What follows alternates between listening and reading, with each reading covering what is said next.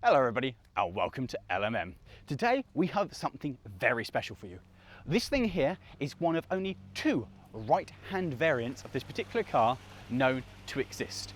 And we're going to do the only correct thing to do with a car from the 60s, which is an estate. We're going to go for a picnic. On this one, guys, this is a huge one for us because that car has been linked to us from Audi themselves. Welcome to LMM Drives.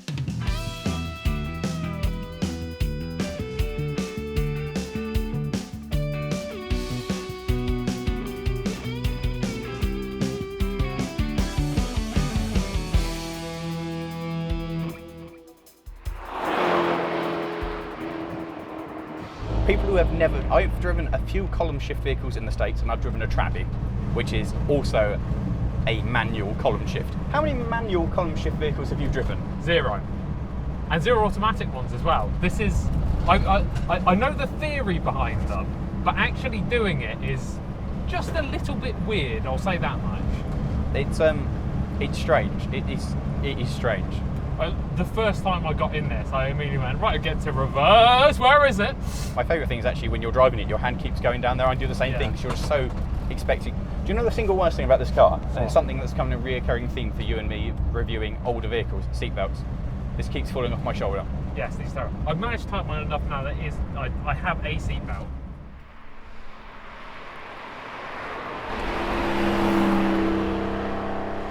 What we've got here is something a bit unusual. Yeah, so this is an Audi 80. This particular one is from 1969. It is, yes. But the model began in 1965. And in reality, it's not entirely an Audi as we'd know it. It's the first time the Audi nameplate's been used in 25 years, but this is actually a DKW underneath, which was part of the whole Auto Union group with Audi. It's where the four things come from on the front, isn't the four circles on the front aren't actually the Audi logo. That was kind of the showing of the four big companies together. That was Auto Union's logo, yeah. Yeah, and so because when this came out, it wasn't a Audi. This was the Audi. The Audi. This was a model. What's kind of interesting about this car as well, if we actually look at the design of how Audi have moved forward, this is the direct. Well, a long way, but the granddaddy of the A4. This is the same thing that's evolved into the A4. I mean, obviously a lot's changed. Yeah. But this is the direct descendant. And my days, Audi have changed. Yeah, so obviously most people will know the Audi 80, which is this is obviously badged as, but you'll normally know the one from the 90s or the one from the 80s. Those are the B3 and B4 platforms. And this is, well, this would be B0 effectively. This is before the car that you know is the, yeah. It's not quite, but is the direct predecessor. And it is, this is the first thing, as Matt said, this is the first thing that Audi made post-war and after a gap of 20-something years. So this is the first modern Audi.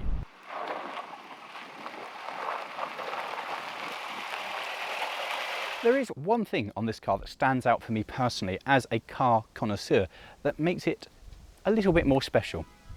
And that's it. It's called Ralph. So I think the first thing we have to notice about this car is that it's gorgeous. It is absolutely stunning. I love like the raked bonnet where it just comes to point in the centre. It's the wrong look for a family estate, I think. But it's a two-door estate, and I do love a good estate, and two-door estates are so rare. And I mean, this whole car is amazingly rare. The fact that, as I mentioned in the beginning of the video, there are two that Audi know of in the world which are right-hand drive. Let's just go again. In the whole world, a company that is multinational, a huge company, one of the largest car manufacturers in the world, and they know of two and they own one. This isn't one of you lovely people who loan us a vehicle. This has come direct from a major manufacturer who must have been mad to let us borrow. I don't think they know we've got it. I don't think they know we've got it. It's amazing. And the kind of the sensation of just being near this and realising it's one of the things we really like here on the channel is cars like this that aren't anything special in the grand scheme of things. No, it stands out nowadays because it is a vintage vehicle. It stands out because it is something special, but it's not overstated anymore. No. But like just everything about it is just so subtle but so nice. Like the chrome on it. I love the chrome strip that runs gorgeous. down the side. It's just it is fantastic. I also love just like this, which the little air scoop on it, and it's got little touches that you don't really expect to find on a family runabout. No. And it goes back to again this thing of when the car was an occasion. It wasn't just a given right. This was something to be kind of proud of and write home about. Special. It was, and this car is special. It is absolutely gorgeous, and everything about it is just special. And I love chrome anyway. I love chrome on cars, and it's in amazing condition as well. Audi have looked after this. I'm glad that this is one of the 2 remaining and not some rusted heap in a scrapyard somewhere. Oh yeah, I don't know. I wonder what the other one's like, but it's kind of the only thing. I mean, I quite like this colour on this car, but I'm not a fan of the colour. If that makes sense. This isn't something I'd choose, but I think this car kind of wears it particularly well. No, I like it. Oh, do you? It's just bright enough to be fun, but it's not too bright to be overstated. So it's still like family friendly. And paired with the chrome as well. With the chrome it pops. It's just you don't see this on anything though today. This kind of. Do you know the other thing I really like about it? The fact that it has the wintering wipers that do that. Yeah. It's kind of like modern cars are you just think that was a good idea. Let's go into it. That was better. Yeah. It is. The other thing I kind of like is because this was the Audi model, that it has it just written on the side. Yeah. I like that. It's just a lovely touch because it's something you don't ever see. No, you don't see it on a current Audi. You see the four rings on the front and nothing else. It's lovely, and it's lovely little things like we have the little mirrors here, the little bits of window that open up for ventilation. I think you'll find it's called air conditioning. Ah, air conditioning. I see. Also, only one wing mirror, which is absolutely useless. It's all the law says. Yeah, and it's all it needs. There's something about this, it makes a statement, doesn't it? And it's not like a statement in the same way as a Ferrari or even a modern top-of-the-line Audi makes. No. But it's got such a presence. And we've been driving this around and everybody looks at it. Yep. It's, out of everything we've driven so far on the channel, and we've been very lucky, I think this has turned the most heads. I think it's just because it's so unusual. It's not, like you'll see quite a lot of Moggies and other cars similar to that of this era, which loads were sold of in the UK, but I mean, the estate was barely sold anywhere. Like the Audi itself didn't sell huge amounts. They basically made it as a stopgap car. This one sold okay, I think. The next one didn't, did it? Yeah, so I think this sold 400,000 units at a rough guess. Because it wasn't. This was produced for, well, this one's 4 years into production, isn't it? Yeah, this is quite late, and it was produced up until the early 70s, I believe, as well.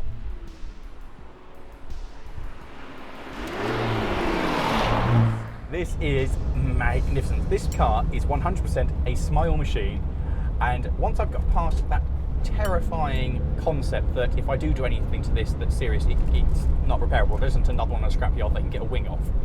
This is somebody's got to make a new one. I love it.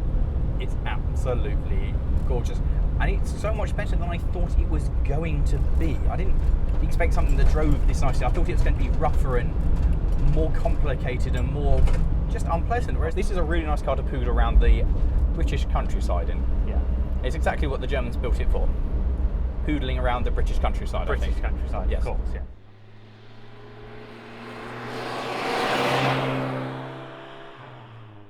The other rather big thing about this particular car is we're aware that for car enthusiasts and basically heritage vehicle enthusiasts full stop, 2020 has been a pretty bad year. It's not been fantastic. There's been something which has kind of been keeping the headlines occupied. I haven't been paying too much attention to it. I've kind of glossed over it all, but lots of things got cancelled. It's very strange. But it has meant that when I say this, I want you to understand the gravitas of it.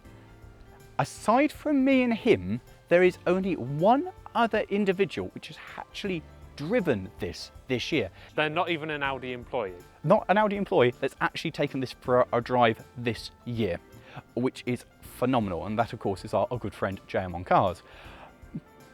But no, this wasn't doing anything. No. It was sat, obviously well looked after undercover, but it's a crying shame that it's not out being seen by people, because it's just stunning and a huge part of Audi's history. And it's something you don't really see because there are so few of them left. I mean, you don't see these when you go to classic car shows because there isn't any of them about. But let's go. I've never seen this before. I actually love it.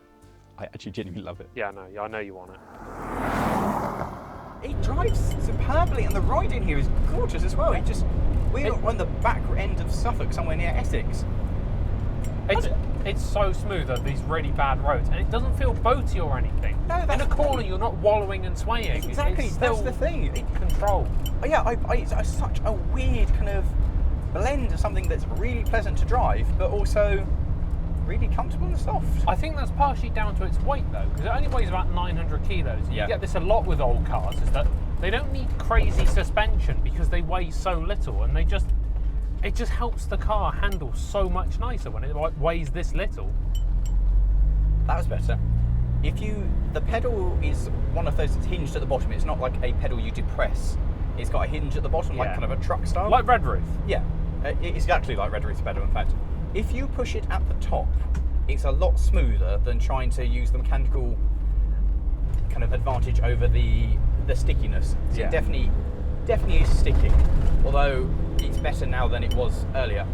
And I really like this gear shift. That was a bit bumpy, but that was okay. And that was beautiful. That was a lovely gear shift. That was how it's supposed to be done. It's one of these cars that you need some time. Some things you can jump into and drive straight away because it's so different, and we're so ingrained now. No, I've been driving for over a decade. You've been driving for 5 years, 6 years. It's just that emotion of you expect your hand to be there to change gear. You have to really, really conquer that thought. You know, you've got muscle reflex in this, muscle memory, isn't it? To go down there to grab the gear stick. But suddenly it's like, oh, it's on the front there. The other thing is, for an older car as well, for a poverty spec kind of basic thing, it's quite a load of power, isn't it? It's not short on power. I was expecting this to be really asthmatic, really struggling. 80 horsepower is a lot in a car which is this light. Yeah, I mean, I'm in fourth gear, pulling out of a 30 limit here, uphill, and it's going, yeah, all right. Don't care. It's actually genuinely brilliant. And although if it was mine, I'd want to change the seats over. I know travesty, but if I had something like this, put something in with neck support. But then I'd quite happily drive this everywhere. It doesn't feel as old as it is. I think that's what it is. It definitely feels like an older car, but it doesn't feel like a design that's kind of 1960s. No, you'd place it at like 75-ish. Yeah, it feels a good 10 years ahead of what it is. I mean, obviously it's helped by the fact that Audi have kept it in such wonderful condition. And I don't think they restored it. I think they got it like this and they've maintained it. I'm not sure. I might be wrong. I think that's more special than it being restored because it still has the occasional scar from its previous life, and I think that's just it helps really tell nice. the story of it, doesn't it? It's lovely. The only things I don't like about it is the pedal positions. They are quite large and they are equal space between each other. But compared to other vehicles I've driven, the clutch is quite close to the brake.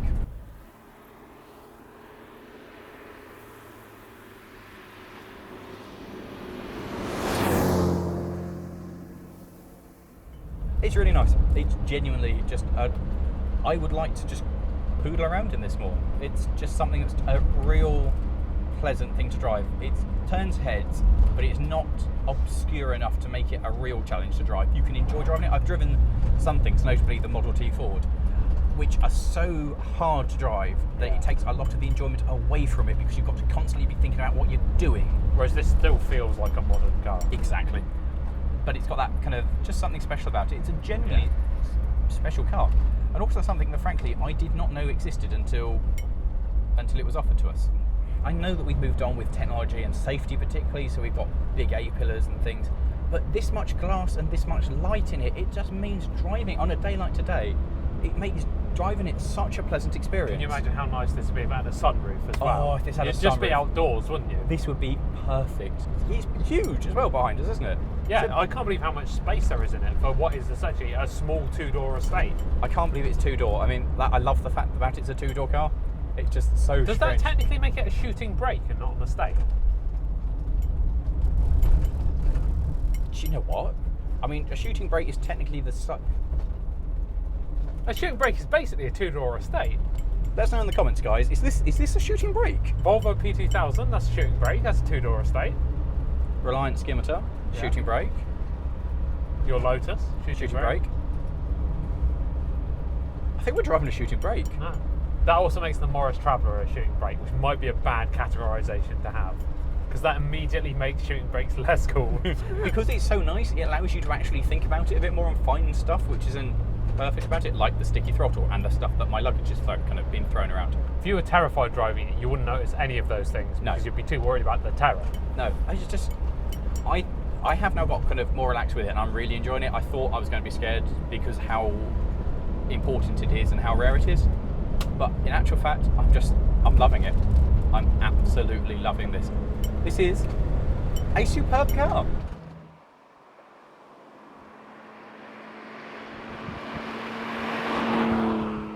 So we've been told that this is a bit of a two-man operation to be able to open this up, to which me and Matt went, it's a bonnet, how hard can it be? Well, it kind of was a two-man operation. I mean, like, I had to sit in there and pull the latch while you lifted it up, but... You got this. There's the stick. Have I just... That's not... No, I don't think it mounts in there. No, it doesn't mount in there. That's too floppy. Is it on the other side? I'm just going to casually lean like this, mate. This solves it. Yeah, this is quite comfortable. I can brace myself from falling into the engine bay. It is a two-man job. So, I mean, the first thing that strikes you with this is twofold. First of all, the radiator, I've never seen a radiator like that, ever. Yeah, so unfortunately, as this previously had a DKW two-stroke engine in it, that was quite a bit smaller than the inline 4 1.8 litre it's got now. So you could mount the radiator at the front. But an interesting fact about having the engine here now is that the Owners Club and Audi themselves recommend running a different spark plug in cylinder 1. Because it gets colder, because it's getting all that fresh airflow. All the airflow. So you've got one really, really well air-cooled cylinder. And the rest, not so much. The rest are water-cooled. Oh, yeah, well, they're not so much air-cooled. I've never seen that. What's really weird as well is the sheer size of this is very deceptive. You think this is a huge engine bay. No, you've got these huge intrusions from the wheel arches, which admittedly gives it a fantastic turning circle, but you've got no space in there for an engine. It looked like, you think, oh, an old 60s car with a smallish engine. That's going to give you plenty of room to work on. It's all packed in here. Yeah. It is. The other thing to take away from this is how nice everything is. It's in amazing condition. The other thing to take away from this is that we were under the impression this had drum brakes. Yeah. I will direct your attention to the inboard disc on the front. What? Oh, wow! It's got inboard discs, apparently. They are not as effective as I'd imagine. No, for disc brakes, you'd expect a little bit more from them. They feel like drums. They definitely feel like drums. What's, amazing is like there's a lot of new things have gone in here. There's new wiring, new tubes and things to keep it serviceable. And it is, the engine bay is gorgeous. The top of the engine is beautifully clean. It's quite stunning. I have never seen an engine like this before. And of course, this became the 80, so this particular variant makes 80 horses, or at least when it was new, it made 80 horses. This looks good enough that it still might make 80 horses. Actually, to be fair, how it drives, yeah, this has got go in it. This is a... I think it's more because it only weighs 900 kilos. Does it really? It only weighs 900 kilos for an estate. Well, I suppose the most heavy thing on that's going to be the glass. There's no metal. I think the most heavy thing on this is the bonnet I'm starting to work out right now. Yeah, are you finding it's getting heavy as well? Yeah, it's a little bit heavy. Bonnet holdy things, I don't know what you call them, bonnet arm, rest, strap. Sensible inventions. Yes, sensible. This is obviously a two-man thing, and my arm's getting tired too. This is, honestly though, this is the strangest engine bay I've ever come across. It is fairly bizarre. Do you know what looks weirdest in here? Like, genuinely, is the brand new battery. Yes. It looks so out of place having a brand spanking standard battery on it. I know it's not East German, but this engine bay makes me think of East Germany. Yeah, well, particularly the radiator at 45 degrees. Yes, it just feels like we've got to get that in somehow. Ooh, look at this. For the 4 rings of Audi and Audi variant 80, but it's Auto Union GmbH. Yeah. And then the VIN number here, which is not to be read out on camera. No, I wasn't going to read it. I was just going to say that it's not really going to help, is it, at this point? That's not even a VIN number there. Isn't it? It's such a chassis number. Yeah, so VIN number is below it. You see where it's painted over further down, and also on that plate. Oh yeah, I see that. Where it says Fahrgestgest number. Oh, that's the VIN. That's the VIN. Oh, this is the date it was built as well, which it can't be right because this says 1965. 40. Oh yeah. And they said this is a 1969 car, so I don't know what that is. It's interesting. That's probably going to be the 48th week as well. Oh, AU. Do you reckon that's no, that's not going to be a month, is it, or something? No, I think that'll be 48th week. It's normally how it works. So that'll be 48th week of 1965. Made in Western Germany. Well, we didn't know that. Yeah. I like how it has to specify Western Germany on there as well. Oh, of course it would have, wouldn't it? Yeah. A product. It definitely looks more Eastern though, doesn't it? It feels Eastern, but this was kind of that horrible period where Western Germany and Eastern Germany were still fairly similar because the war had just ended and West Germany was still fairly deprived at the time. So it kind of makes sense that you'd see similar. Well, this would have been, when this was made in, say, 69, that would have been like peak Cold War-ish, wasn't it? Yeah. That's the Cold War coming into place. So yeah, East and West Germany would have been very different.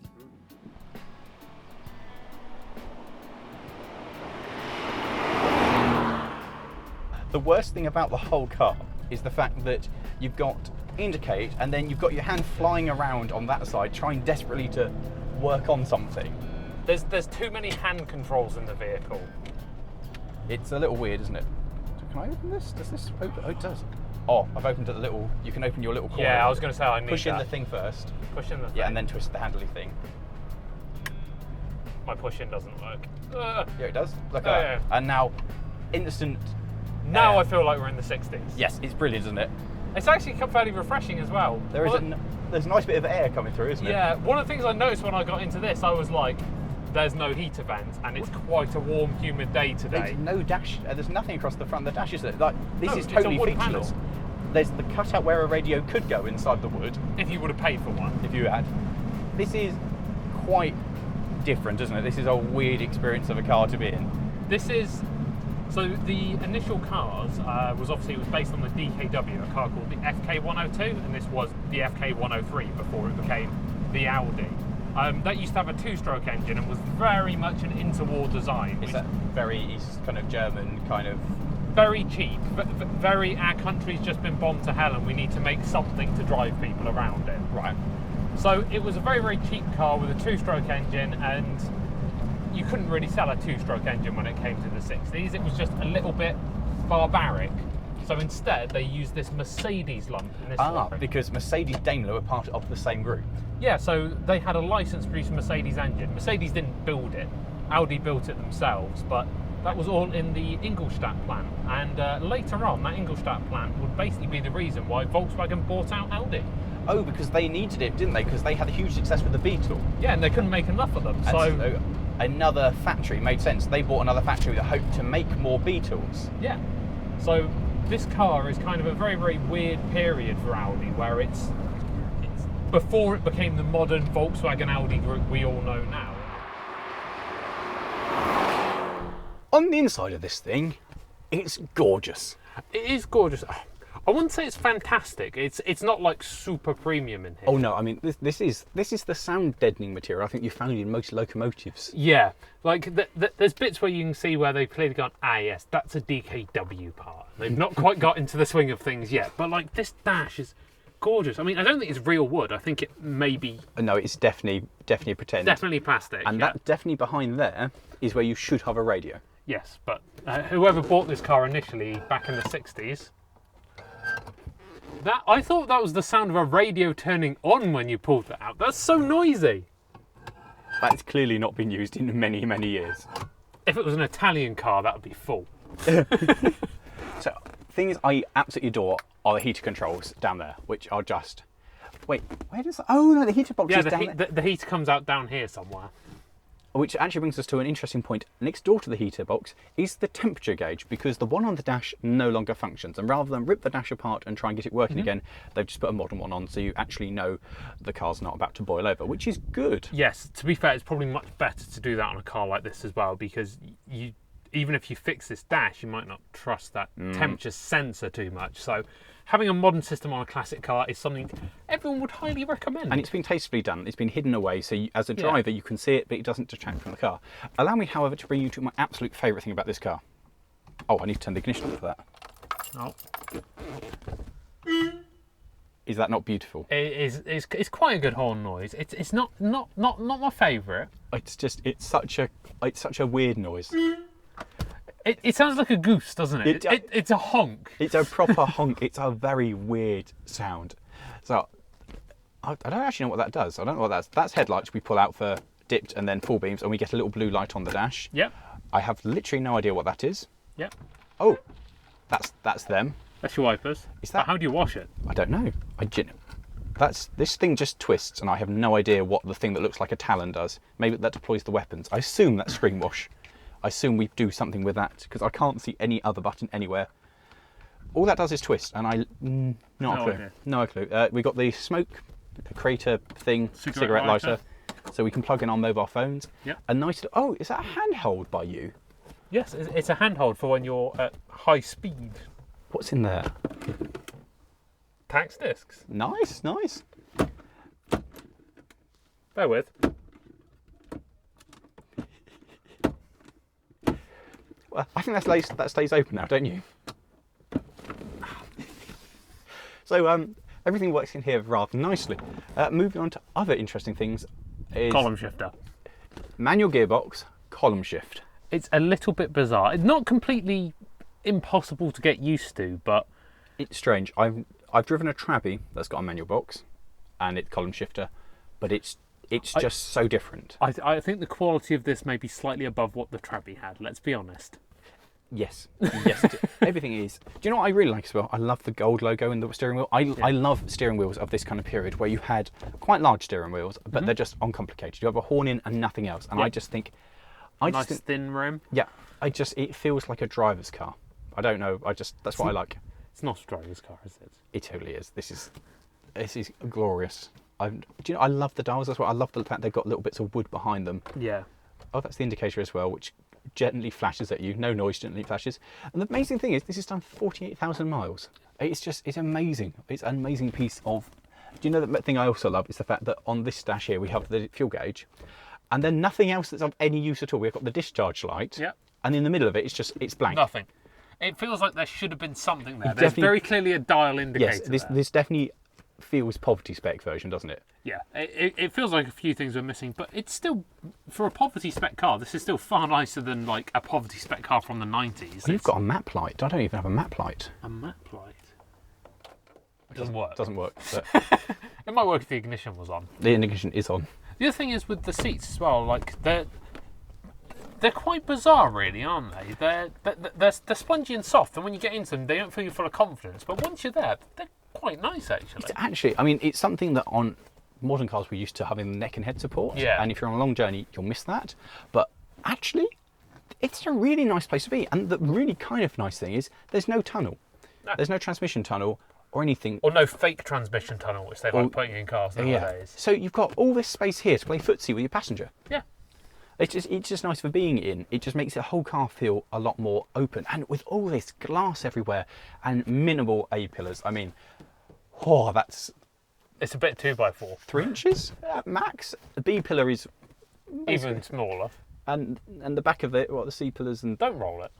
But don't roll anything we review on this channel. I think that's probably a good shout of advice. This is basically a LMM top tip.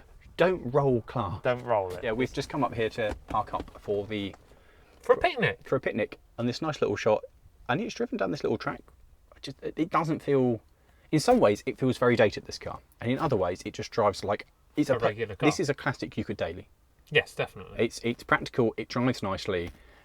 It's a good car. Audi, this was the start of Audi making good cars. The return of Audi. Yeah, the return of Audi. Yeah, it is, isn't it? It's the return of Audi and kind of... It's a very good car to return on. Suspension does feel quite soft with that. It does feel quite... It's so spacious though. I can't get over just like, it is a proper estate car. Oh, it is. It is actually useful. You could genuinely... Maybe not 5 of you, but 4 of you could go away in this. Yeah, 4 adults and your luggage, as long as you don't want like seatbelts in the back, because this is the 60s, you don't get that. Well, I guess it didn't have seatbelts originally at all, and then they've been added in the front. Yeah, just to bring it up to make it a bit more. It may have had seatbelts in the front. I don't know. This is the best thing about an estate anyway, is being able to sit in the back like this. Yeah. That's very nice. Chicken and bacon mayo. Sausage and pickle. Which I think this is the correct thing to do with a car. That there are only 2 left in the world. Is actually take it somewhere and do something with it. Yeah, actually enjoy the car as it would have been enjoyed back in the 60s and 70s. Driving out somewhere, find somewhere nice, stop, have a picnic. Yeah. And that makes me feel really happy. that we're actually using the car for what it's meant. We're not parking it up on a show or something or making it a concourse thing. The car is doing what it was meant to do. Or ragging it down a drag strip. No, that was. I wonder what he would do, but yeah, this is what he's meant to do. He's meant to go out for a day out and have a nice day out with. 0 to 60 in only just over 10 seconds. It probably wouldn't be too terrible on a drag Is he strip. really that? God, that must have been quite nippy. Because it's only 900 kilos for like 80 horsepower. It'll be faster than 106 by a long way. Actually, it does feel quite nippy when we've driven it. Yeah.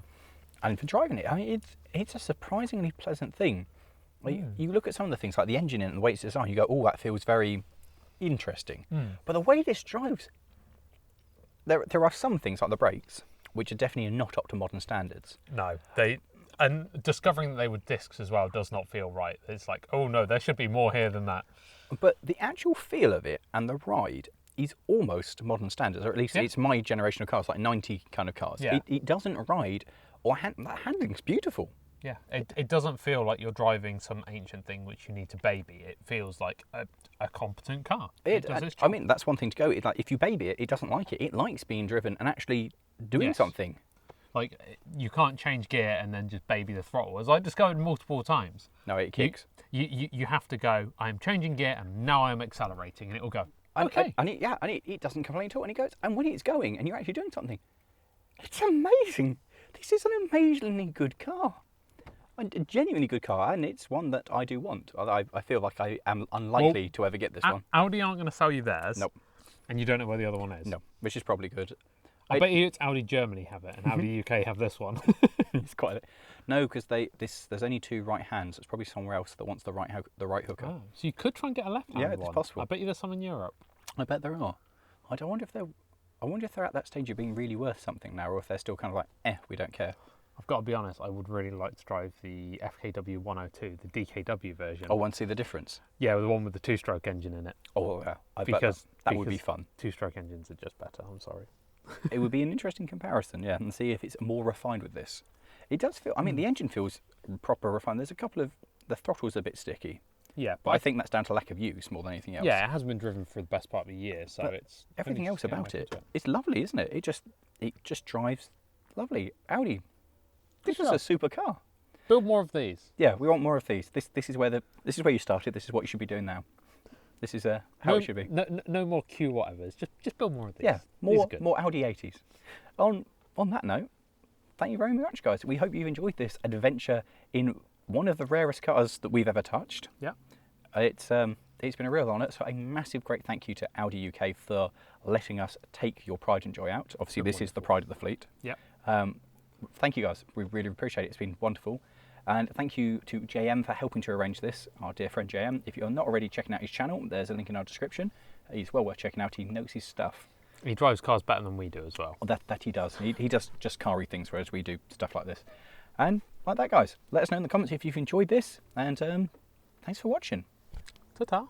And if you have enjoyed this one and you want another review, how about clicking over there for one of the reviews we've done on, another car, and over there for the video I did on a Massey something digger. I can't remember what it is, the Caterpillar thing I did. Oh, the one with the tank tracks. Yeah, the tank track things, Caterpillar tracks. Yeah, that was cool, because that will tie in really well with this one. Anyway, sandwich. Practically identical.